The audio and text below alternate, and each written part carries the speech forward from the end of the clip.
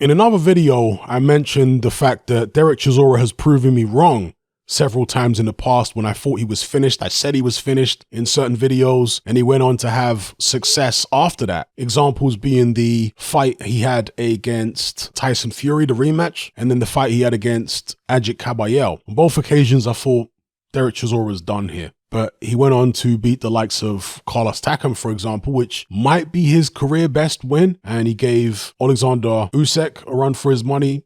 Usyk definitely won the fight, but Chisora made it tough for him in there, and arguably gave him a tougher time than Anthony Joshua did. So that's no mean feat for Dereck Chisora. But this loss against Joseph Parker is probably the most comprehensive of his career so far, other than some could argue the Tyson Fury rematch, although many would argue that actually Joseph Parker beat him up more badly than Tyson Fury did, dropped him several times, hurt him a lot more than Tyson Fury did. And obviously Dereck Chisora was fresher back then. I'm not trying to say that Parker is somehow now better than Fury because he hurt Dereck Chisora more. No, this is a much older, more shop-worn version of Dereck Chisora. The point I'm making here is, some people will say, okay, Hatman, yeah, you jumped the gun back in the days when you said he was past it after the Kabayel fight and the Tyson Fury rematch. But the difference here is he wasn't getting hurt a lot in those fights. He's been hurt in the past, of course, against the likes of Edmund Gerber and that guy called Parla. Robert Helenius was obviously stopped by David Haye, was knocked out cold by Dylan White. So, he's been hurt and down plenty of times, but he hasn't been hurt as consistently throughout the course of a fight as he was against Joseph Parker. And when you see a guy getting hurt that often in a fight, who's previously been more durable than that, some people would argue that that's a sign that he should hang him up. When the punch resistance starts to go, and a guy like Chisora who's taken that kind of punishment throughout his career, the punch resistance will go. Eventually, it will start to wear down. Is that time now? Are we going to see people who ordinarily wouldn't have been able to hurt Dereck Chisora, or punches, which Dereck Chisora would have been able to take relatively comfortably in the past, actually hurting him and putting him down now in future fights?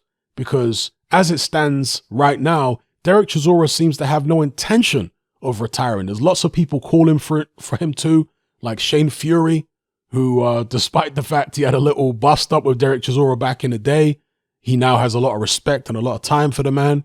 He's called for him to retire. Another guy who's had a several bust ups with Chisora back in the days, Dean White. He's also called for Chisora to retire. I think Joseph Parker himself has called for Chisora to retire. So there's a lot of people now calling for him to retire who weren't after he lost to Usyk, who weren't after he lost to Dylan White, when he got knocked out cold, because at the end of the day, he was winning that fight. He did get hurt in the first round, but after that, he went on to put a lot of pressure on and was ahead on most people's scorecards, I would say, at the time of the knockout. And that knockout came against the run of play, really. The psychology of a fighter like Dereck Chisora is different to most other fighters. Fighters who are more ambitious as far as actually winning world titles and belts, because Dereck Chisora several years ago decided that he didn't really care about championship belts. All he cared about was big paydays and being in entertaining fights that the fans enjoyed. That's all he cared about. He didn't care about belts. Therefore, losses to Dereck Chisora, although he doesn't like to lose, they didn't have the psychological impact on him that they had on many other fighters. Certain fighters lose a fight, get beat in a world title fight, their whole world falls apart, they fall into depression, they're drinking, they pile on loads of weight. That isn't really Dereck Chisora for the most part. He's been in that position, I think, at least once or twice in his career. But after he got a few losses, he stopped counting them. And he just said, look, I'm a fighter. I don't care about wins and losses. Just stick me in with somebody good and I'll give it my all and try my best to knock their head off. And as long as you're paying me well, then these fights can continue happening. That's Dereck Chisora's attitude. He fights because he loves it. He loves the actual combat itself and also the money. And he likes the adulation from fans. He likes being this cult hero, this fan favorite in the UK. So again, it's a different kind of mentality to most other fighters there, because the ambition isn't really to become a world champion. He's not really worried about losing fights. He obviously wants to win, But losing isn't the end of the world because it's all about the comeback.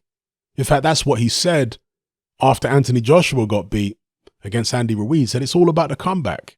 If you go back and look at fighters in the 20s, 30s, 40s, 50s, they would lose, as I mentioned in the previous video, 3 full fights in a row, then come back and beat a top contender, fight for the title, and sometimes win it. And also, today we've got the likes of UFC. And I think Chisora looks at that sport and says, hey, if they can lose a fight or several fights in a row and come back and beat a top contender or a champion, well, why can't I?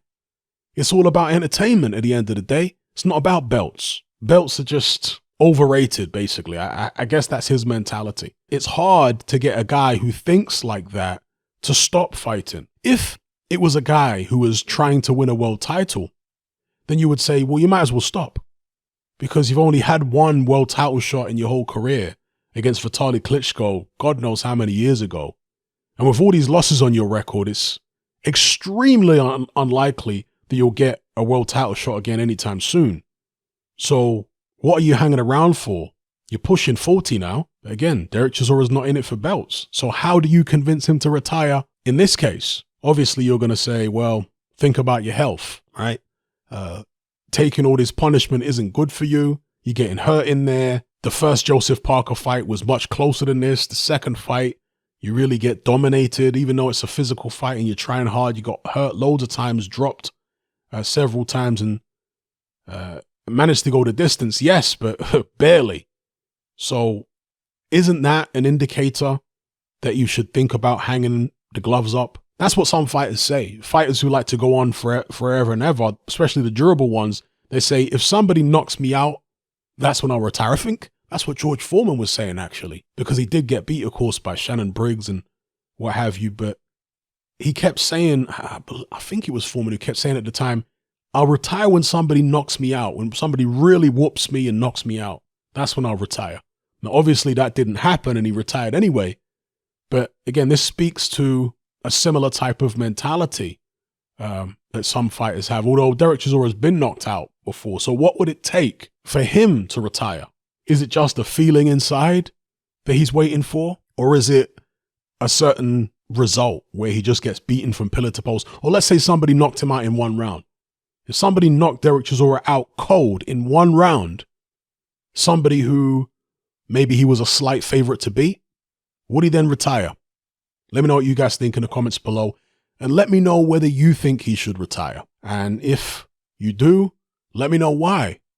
Or perhaps you're somebody who doesn't think he should retire and you think he's got more gas left in the tank, that he can surprise us yet again.